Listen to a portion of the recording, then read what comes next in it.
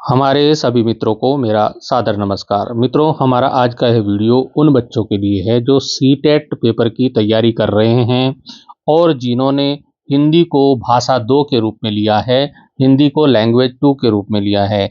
आज के वीडियो में हम सीटेट पेपर दिसंबर 2024 के पेपर को हल करने वाले हैं। तो आइए सबसे पहले निर्देश देखते हैं। निर्देश में लिखा है कि परीक्षार्थी भाग 5, ये भाग 5 है, भाषा 2 है। तो प्रश्न संख्या 121 से 150 के प्रश्नों के उत्तर केवल तभी दें यदि उन्होंने भाषा सेकंड का विकल्प हिंदी को चुना है। यदि आपने सेकंड भाषा हिंदी को चुना है तभी आपको 121 प्रश्न से लेकर 150 तक के प्रश्नों को हल करना है। तो सबसे पहले यहाँ पर गद्यांश और पद्यांश पर आधारित प्रश्न पूछे जाते हैं। तो पहला जो प्रश्न है वो गद्यांश पर आधारित है। नीचे दिए गए गद्यांश को पढ़कर पूछे गए प्रश्न संख्या 121 से 128 के सबसे उपयुक्त उत्तर वाले विकल्प को चुनना है। तो सबसे पहले तो आपको क्या करना है, गद्यांश को अच्छी प्रकार से पढ़ लेना है। मेरे मन में एक ऐसे दिन की कल्पना है जब प्राथमिक विद्यालय में पढ़ाने वाले हर अध्यापक से अपेक्षा की जाएगी कि कम से कम 30 पारंपरिक कहानियों पर उसका अधिकार हो, मतलब उसको याद हो। अधिकार से आशय है कि कहानी याद हो और आत्मविश्वास के साथ सुना सके। पारंपरिक कहानियों के स्रोत कौन कौन से हैं वो भी यहाँ पर दिए हैं। पंचतंत्र, जातक, महाभारत, गुलिस्तान, लोक कथाएं आदि। कहानियां अच्छी तरह से सुनने की क्षमता का विकास करती हैं, अनुमान लगाने का मौका देती हैं। कहानियां शब्दों को अर्थ देती हैं। शब्द ऐसे सामाजिक संपत्ति है जिनका प्रयोग हम दूसरों से अपने अनुभव बांटने के लिए करते हैं। कहानी को नाटकीय ढंग से बोला जा सकता है।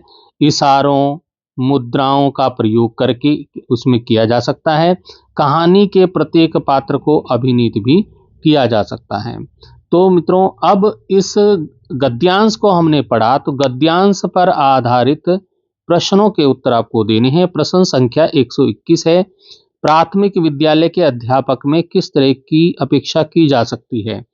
तो पहला ऑप्शन यहाँ पर दिया है, पारंपरिक कहानियां याद कर सुनाने की, समसामयिक कहानियां पढ़कर सुनाने की, पारंपरिक कहानियां पढ़ने और सुनने की, समसामयिक कहानियां लिखने और सुनाने की। तो इसका जो सही उत्तर होगा मित्रों वो होगा पहले वाला, पारंपरिक कहानियां याद करके सुनाने की। तो विद्यालय के अध्यापक में जो है ये क्वालिटी होनी चाहिए। गद्यांश के अनुसार मतलब अध्यापक से अपेक्षा है कि कम से कम 30 कहानियां उसे याद हों और उसे सुना सके। ये गद्यांश में दिया हुआ है। दूसरा, इसमें 122 नंबर का प्रश्न आता है, शिक्षक का पारंपरिक कहानियों पर अधिकार होने से क्या आशय है। तो अधिकार होने से उसका आशय है कि वो कहानी याद करके सुना सके। तो इसमें चौथा जो ऑप्शन है, कहानी याद कर सुनाई जा सके, ये इसका सही उत्तर हो जाएगा। प्रश्न संख्या 123 है, पारंपरिक कहानियों का स्रोत जो गद्यांश में बताया गया है, समाचार पत्र, पंचतंत्र, पाठ्य पुस्तकें, पत्रिकाएं। तो जो इसमें बताया गया है वो है पंचतंत्र, ये सेकंड वाला ऑप्शन इसका सही हो जाएगा। 124 नंबर का प्रश्न है, कहानियों का कौन सा महत्व गद्यांश में प्रतिपादित नहीं हुआ है। इस चीज को नोट कीजिएगा, नहीं शब्द आया है, तो कौन सा इसमें नहीं आया है। तो है पहला है, अनुमान लगाने के अवसर देना, शब्दों को अर्थ देना, कल्पनाशीलता प्रकट करना, श्रवण क्षमता का विकास करना। तो इसमें जो नहीं आया वो है कल्पनाशीलता प्रकट करना, ये इसका सही उत्तर हो जाएगा। मतलब गद्यांश में श्रवण क्षमता, अनुमान लगाने, शब्दों को अर्थ देने का उल्लेख है, लेकिन प्रत्यक्ष रूप से कल्पनाशीलता प्रकट करने का महत्व प्रतिपादित इसमें नहीं है। 125वां प्रश्न है, शब्द सामाजिक संपत्ति है क्योंकि शब्दों द्वारा हम दूसरों से अपने अनुभव बांटते हैं।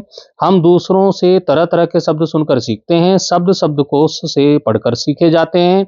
या हम दूसरों के अनुसार शब्दों का प्रयोग करते हैं। इसका जो सही ऑप्शन है, पहले आपको चारों ऑप्शन पढ़ने हैं तभी आप सही ऑप्शन को चुनाव कर पाओगे।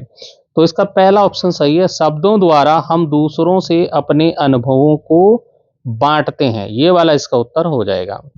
प्रश्न संख्या 126 है, विद्यालय का संधि विच्छेद क्या है?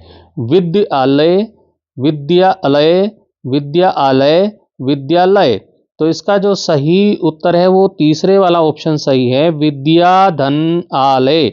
और इसमें जो विद्या में आ की मात्रा है और यहाँ भी आ है, तो ये दीर्घ स्वर संधि है, दीर्घ स्वर संधि। प्रश्न संख्या 127 है, पारंपरिक में प्रयुक्त प्रत्यय का सही विकल्प चुनिए। ऋक प्रत्यय, इक प्रत्यय, ईक प्रत्यय, यक्का प्रत्यय, कौन सा प्रत्यय है? तो यहाँ पर पारंपरिक शब्द को देखिए, पारंपरिक शब्द आपको दिखाई दे रहा होगा। ये पारंपरिक जो शब्द है, इस पारंपरिक शब्द में सबसे पहले यहाँ ऋक, ऋक यहाँ पर देखिए, ऋक में क्या है? सबसे यहाँ छोटी ई की मात्रा है और का है, तो जो इक प्रत्यय इसमें बनेगा। तो इसका जो सही विकल्प हो जाएगा सेकंड वाला, इक प्रत्यय। चलते हैं प्रश्न संख्या 128 पे। प्रत्येक का संधि विच्छेद क्या होगा? प्रत्यय धन एक, प्रत्यय धन का, प्रतिधन एक और प्रतिधन एक। तो इसका जो सही उत्तर होगा ये प्रतिधन एक होगा। अभी हमने एक गद्यांश को पढ़ करके प्रश्नों के उत्तर दिए 121 से 128 का। अब 129 से 135 तक दूसरा गद्यांश यहाँ पर दिया गया है। नीचे दिए गए गद्यांश को पढ़कर पूछे गए प्रश्नों 129 से 135 के सबसे उपयुक्त उत्तर वाले विकल्प को चुनिए। व्यंग्य निरंतरता की मांग करता है और निरंतरता में नवीन की उपस्थिति का आग्रह स्वयं मौजूद हो जाता है, लेकिन निरंतरता का एक खतरा यह है कि व्यंग्यकार खुद को दोहराने लगते हैं। जो भाषा उनकी पृथक पहचान और चमक बना रही होती थी, वह कमजोरी हो जाती है। जायदा लेखन का बोझ विशेषकर व्यंग्य में दोहराव की दरिद्रता लाता है। प्रायः व्यंग्यकार भाषा के खेल में उलझ जाते हैं, पर सशक्त व्यंग्य के लिए उन्हें भाषा को शक्ति बनाना होगा। समर्थ और समृद्ध भाषा के साथ साथ व्यंग्य की गरिमा की रक्षा करना भी एक बड़ी बात है, वरना प्रायः व्यंग्यकार भाषा को एक रचना दक्षता मानकर कारक परिस्थितियों को छोड़कर सामान्य जीवों और स्थितियों की खिल्ली उड़ाना शुरू कर देते हैं। तो ये तो मित्रों गद्यांश है। अब इस गद्यांश पर आधारित प्रश्न संख्या 129 देखिए।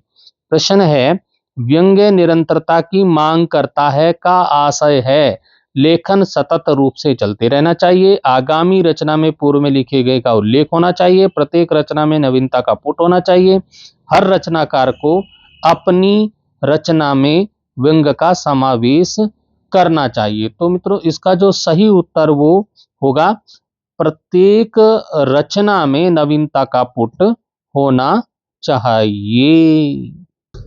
क्योंकि यदि लेखक केवल लिखता रहे, निरंतरता जारी रहे लेकिन नयापन न लाए, तो वह दोहराव की दरिद्रता को शिकार हो जाता है। प्रश्न संख्या 130 पे चलते हैं कि गद्यांश में निरंतरता किस खतरे की बात यहाँ पर हो रही है। तो यहाँ पर व्यंग्यकार एक साथ अनेक रचनाएं लिखने लगते हैं, पिछली रचनाओं का कलेवर आगामी रचनाओं में झलकने लगता है, व्यंग्य के पाठक बहुत कम हो जाते हैं, व्यंग्य के सराहना बोध की क्षमता खत्म होती जा रही है। तो इसका जो सही उत्तर हो जाएगा मित्रों वो हो जाएगा दूसरे नंबर का, कि पिछली रचनाओं का कलेवर आगामी रचनाओं में झलकने लगता है। क्योंकि गद्यांश में आया है कि निरंतरता का खतरा यह है कि व्यंग्यकार खुद को दोहराने लगते हैं।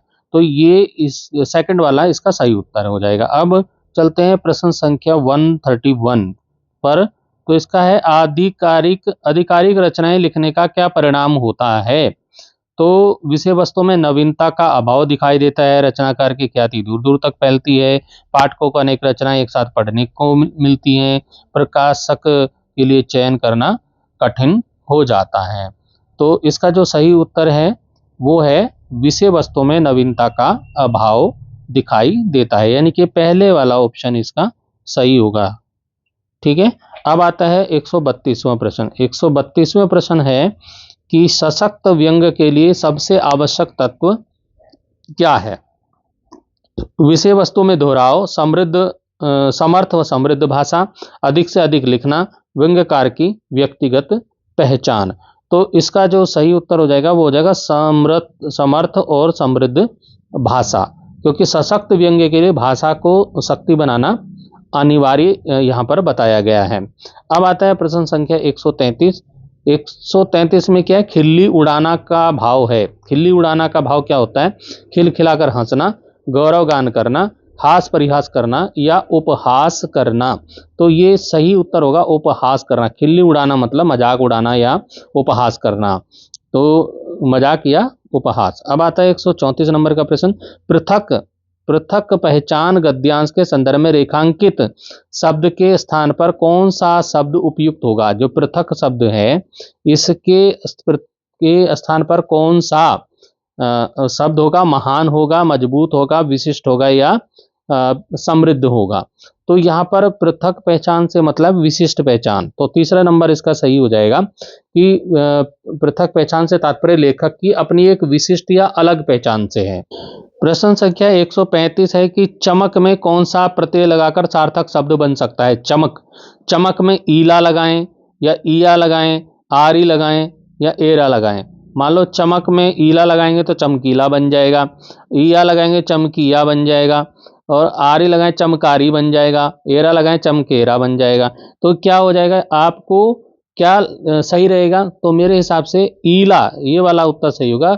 ईला जब लगेगा तो क्या हो जाएगा? चमक धन ईला, तो क्या बन जाएगा? चमकीला। ठीक है, क्या बन जाएगा? चमकीला बन जाएगा ये। ठीक है, तो ये पहले वाला ऑप्शन सही है। अब प्रश्न संख्या 136 से जो है वो शिक्षा शास्त्र पेडागोजी से संबंधित प्रश्न है। तो यहाँ पर देखिए, लेखन के विभिन्न चरणों से गुजरकर लेखन अधिगम क्या कहलाता है? तो ये लेखन का प्रक्रिया का उपागम या लेखन का उत्पाद उपागम या विश्लेषणात्मक लेखन या रचनात्मक लेखन। तो इसका सही उत्तर हो जाएगा लेखन का प्रक्रिया उपागम। ये उपागम हो जाएगा।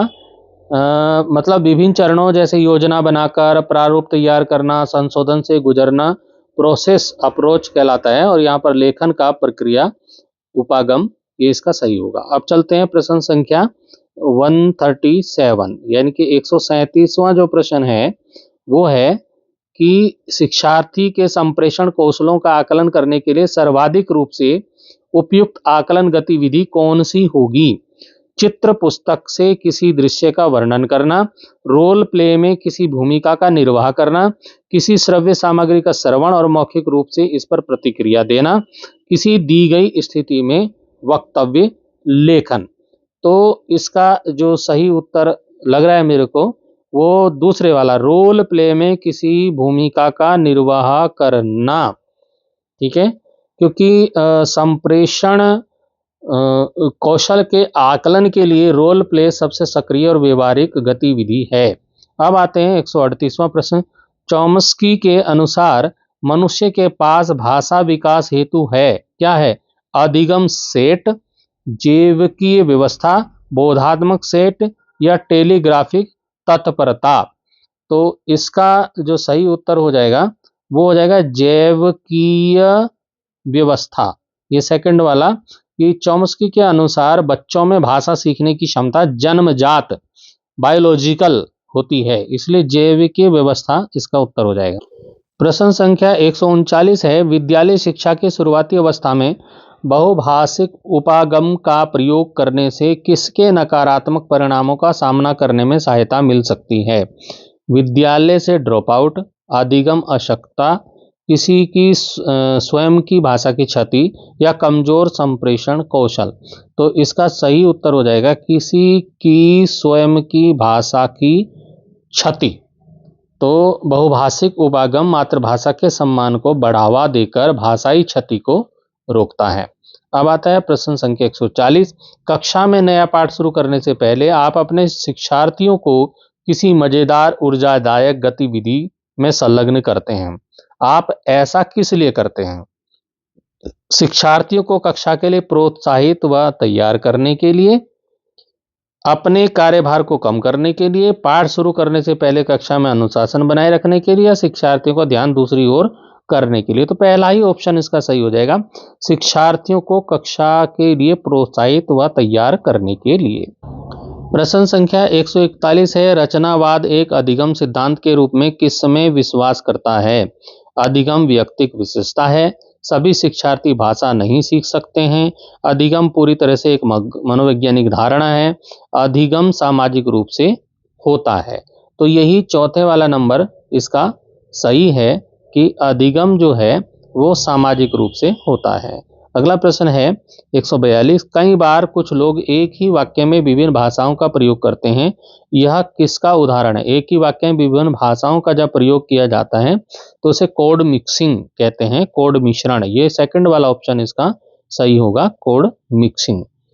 अब आता है प्रश्न संख्या 143, 143 नंबर का है, कुछ विद्यार्थी भाषा के अनूठे उच्चारण संबंधी नियम के कारण बोलने में आत्मविश्वास की कमी महसूस करते हैं। इस समस्या को दूर करने का क्या समाधान हो सकता है?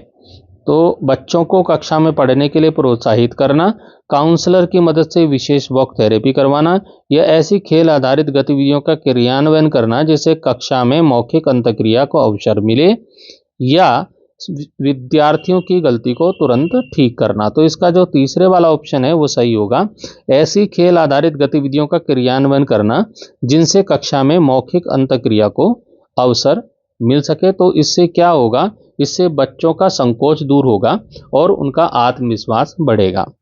प्रश्न संख्या 144 है कि उपन्यास पढ़ना किसका उदाहरण है? विस्तृत पठन का, गहन पठन का, या बारीकी से पठन का, या सरसरी तौर पर पठन का। तो उपन्यास पढ़ना जो है विस्तृत पठन के अंतर्गत आता है, तो ये पहले वाला सही हो जाएगा इसका, विस्तृत पठन, एक्सटेंसिव रीडिंग। प्रश्न संख्या 145 है, किसी निबंध के उद्धरण कोटेशन लिखने का मूल उद्देश्य क्या होगा? निबंध का भाव सुनिश्चित करना, किसी जटिल मुद्दे की व्याख्या करना, दूसरे के दृष्टिकोण को प्रस्तुत करना, या विशिष्ट आंकड़ों को विश्लेषण करना। तो उद्धरण, जब किसी दूसरे के उद्धरण कोटेशन दिए जाते हैं तो किसी अन्य विद्वान या विचार के परिप्रेक्ष्य को पुष्ट करने के लिए दिए जाते हैं। तो इसका जो उत्तर हो जाएगा वो हो जाएगा दूसरे के दृष्टिकोण को प्रस्तुत करना। ये वाला तीसरे वाला सही हो जाएगा। 146वां प्रश्न है, एक अध्यापिका कक्षा 8 के विद्यार्थियों को एक आलेख देती है जिसका स्तर उनके भाषा स्तर से कुछ अधिक है। शिक्षार्थी को इस पाठ्य सामग्री के साथ बहुत से कार्य करने हैं, इसे किस रूप में जाना जाएगा? अधिगम परिकल्पना, अबोधगम्य निवेश, पठन बोधगम्यता, या बोधगम्य निवेश। तो ये फोर्थ वाला इसका सही हो जाएगा, चौथे वाला बोधगम्य निवेश। क्योंकि जब सामग्री छात्र के वर्तमान स्तर से थोड़ी ऊपर होती है तो उसे क्रेशन के सिद्धांत के अनुसार बोधगम्य निवेश कहा जाता है। प्रश्न संख्या 147 है, व्याकरण का शिक्षण मुख्यतः किसमें सुधार लाने के लिए उपयोगी है? प्रवाह में, सटीकता में, साक्षरता में, या संख्या बोध में। तो इसका जो व्याकरण का जो प्रयोग है वो व्याकरण का शिक्षण जो है मुख्य सुधार लाने के सटीकता के लिए उपयोगी है। तो इसका उत्तर हो जाएगा सटीकता, क्योंकि व्याकरण का मुख्य उद्देश्य भाषा के प्रयोग में शुद्धता और सटीकता लाना होता है। प्रश्न संख्या 148 पे चलेंगे।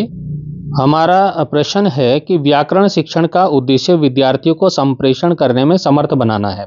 निम्नलिखित में से कौन सा इस उद्देश्य से मेल नहीं खाता है को यहाँ पर बताया गया है। तो पहला है, विद्यार्थियों का प्रत्येक व्याकरणिक बिंदु के प्रत्येक पहलू पर नियंत्रण होना चाहिए। दूसरा, विद्यार्थियों को इस प्रकार के प्रत्यक्ष निर्देशों की आवश्यकता है जिनके माध्यम से व्याकरणिक बिंदु बृहत्तर संप्रेषण संवर्धनों से जुड़ सकें। तीसरा है, विद्यार्थियों की निपुणता केवल उन्हीं पहलुओं पर होनी चाहिए जो तात्कालिक संप्रेषण कार्य के प्रासंगिक हैं। फिर है, त्रुटियों में सुधार करना सदैव अध्यापकों का ही पहला उत्तरदायित्व नहीं होता है। तो इसका जो ऑप्शन हो जाएगा पहले वाला सही हो जाएगा कि विद्यार्थियों का प्रत्येक व्याकरणिक बिंदु के प्रत्येक पहलू पर नियंत्रण होना चाहिए। अब हमारे अंतिम दो प्रश्न आपके सामने हैं। पहला है 149 नंबर की पठन में अर्थगत संकेत सिमेंटिक क्यू इस तरह के अवबोधक हैं। किस तरह के अवबोधक हैं? शब्दों को डिकोड करने में सहायता करते हैं, शब्दों का सही उच्चारण करने में सहायता करते हैं, अर्थ ग्रहण की प्रक्रिया में मदद करते हैं, व्याकरणिक नियमों की पहचान करने में मदद करते हैं। तो इसका जो सही उत्तर हो जाएगा अर्थ ग्रहण की प्रक्रिया में मदद करते हैं, क्योंकि पाठक को वाक्य का अर्थ समझने में सहायता करते हैं। अगला प्रश्न है कि भाषा शिक्षण अधिगम का कौन सा उपागम इस तथ्य में विश्वास करता है कि भाषा एक आदत है? तो संप्रेषणात्मक भाषा शिक्षण, सहयोगात्मक भाषा अधिगम, प्राकृतिक उपागम या श्रव्य भाषावाद। तो इसका जो सही उत्तर हो जाएगा वो है अंतिम वाला, श्रव्य भाषावाद। यह उपागम व्यवहारवाद पर आधारित है और भाषा को आदतों के निर्माण के रूप में देखता है। तो मित्रों, यह वीडियो उन बच्चों के लिए है जो सीटेट पेपर में जिन्होंने हिंदी को सेकंड लैंग्वेज के रूप में ली है, जिन्होंने हिंदी को फर्स्ट लैंग्वेज के रूप में लिया है, उनके लिए मैंने अलग से वीडियो यूट्यूब पर डाला है, उसको भी आप देखिएगा और दोनों पेपर को हल करने का प्रयास कीजिएगा। और जो पिछले वर्षों के जो पेपर हैं उनको भी मैं हल करके वीडियो बनाकर यहाँ पर डालूंगा। आप मेरे साथ जुड़े रहें और अपने साथियों को भी जोड़ें। धन्यवाद।